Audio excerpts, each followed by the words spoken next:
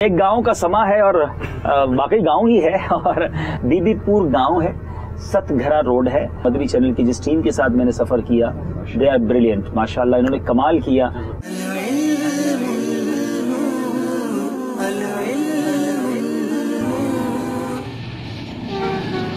हमने ये सफर शुरू किया था मुल्तान से, फिर उसके बाद हम चलते रहे और एबटाबाद तक गए। 12 शहर हमने कवर किए।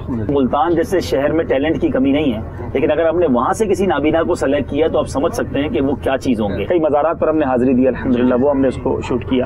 ऐसी बात है, अब कंपटीशन का दौर है तो यकीनन कुछ नया करना पड़ेगा।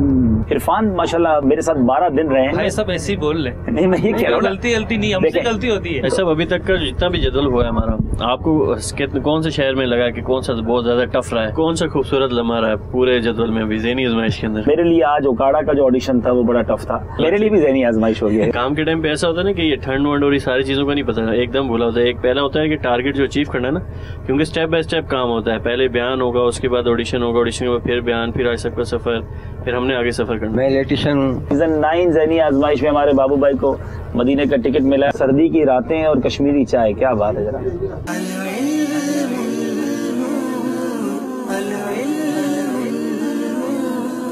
पूरे सफर में सिर्फ ऑडिशन ही नहीं था, बहुत सारे मदनी काम किया हाजी साहब ने। अल्हम्दुलिल्लाह दौरान ऑडिशन बाजमात नमाजें पढ़ी अल्लाह की रहमत से, और हमारा पूरा स्टाफ नमाजी है।